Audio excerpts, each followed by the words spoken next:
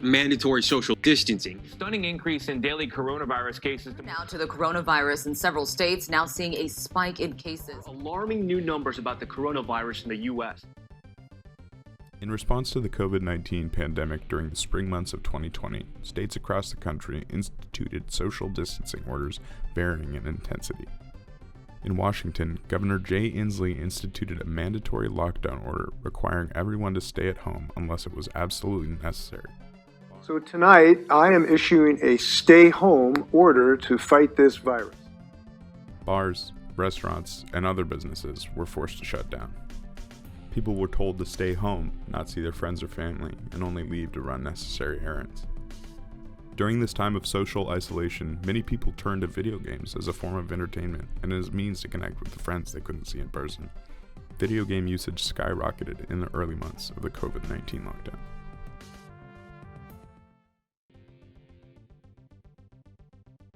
I've always gamed to socialize with my friends. So nurturing a social environment post-COVID is, I don't want to call it impossible, because anything is possible. So even like before COVID, I was socializing on games. Of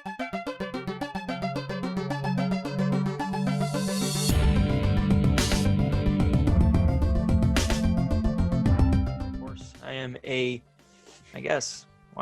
fifth year senior. And I'm a double major in marketing and Spanish. And I'm from Renton, Washington. I've always gamed to socialize with my friends.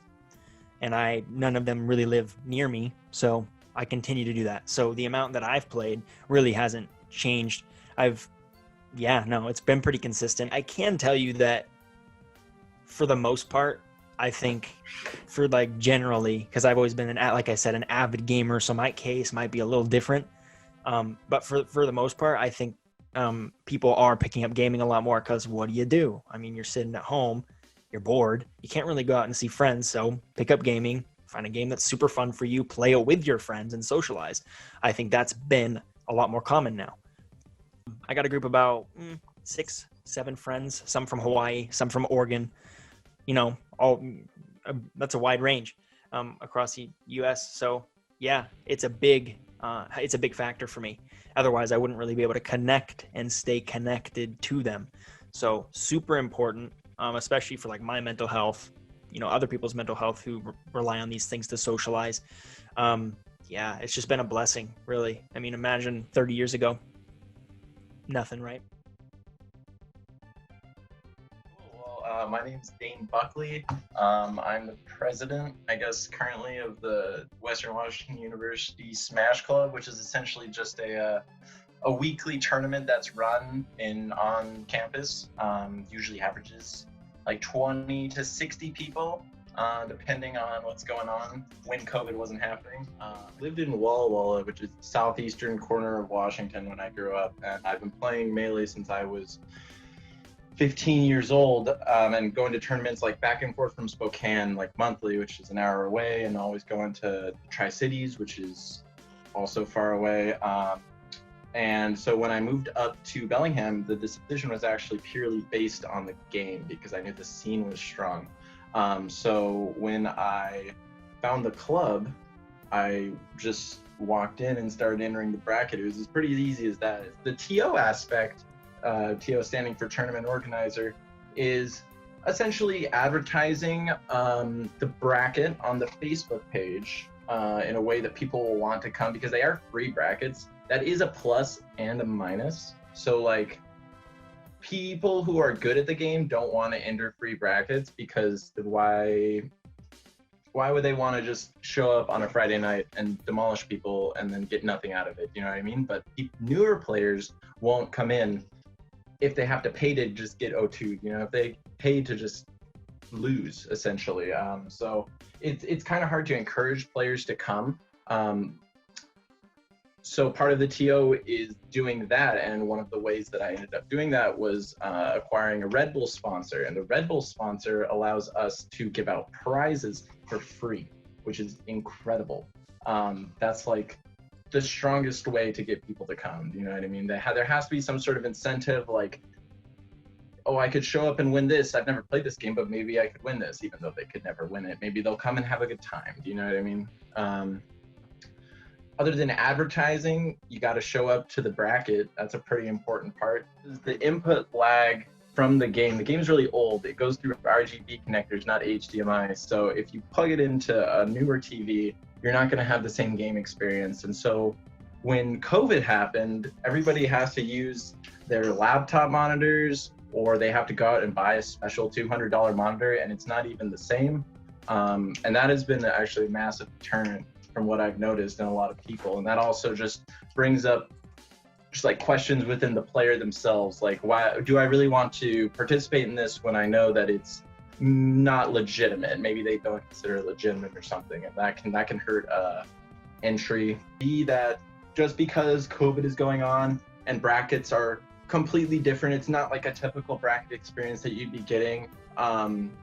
There's still a lot of fun. There still is a lot of community. There are still lots of people talking in the Discord. There's lots of people looking for friendlies. It's more centered around improvement and actually like just like playing the game now, which is a change, you know, and it attracts less people than before, but it is a different environment and it does work still. So just because the tournament part of the tournament isn't there anymore, that's how I would see it at least, doesn't mean that you shouldn't still enter. Do you know what I mean? That doesn't mean it's over or it's going to stop growing, because it's doing nothing but growing because of the accessibility. The accessibility has increased like tenfold. Everyone has to have a setup. So brackets run like a 40-man bracket is done in 2 hours, when a 40-man bracket at a Western place would have taken 6 hours, and we would have gone over the limit, and we would have had to finish it at my house. You know what I mean? It would have been a mess. So that part is good. You know, there's pros and cons to both of it. Obviously, I'd rather have it pre-COVID, but it doesn't mean that there isn't a lot to gain and a lot of fun to be had. When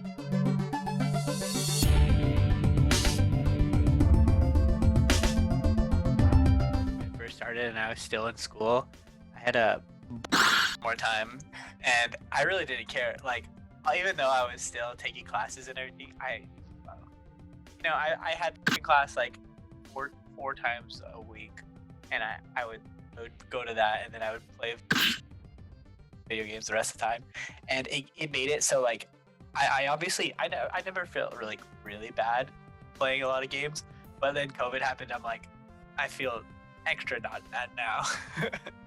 So it's definitely, I don't know, good and bad, because stayed inside more, but good for the most part. This was in our regimen. Like, if you really think about it, like, everyone is complaining that they're like forced to be like cooped up inside, but then we're all just like, we're not complaining about this. This is what we do. This is what we're used to doing. Like, my friends and I haven't had like any like, oh, I have to sit inside. Like, obviously some of them want to get outside more, but for the most part we're just like I freaking socialize on games regardless already. So even like before COVID, I was socializing on games, but I definitely like socialize more now. Like every night, like I play with at least one person, and I play with the same people most of the time.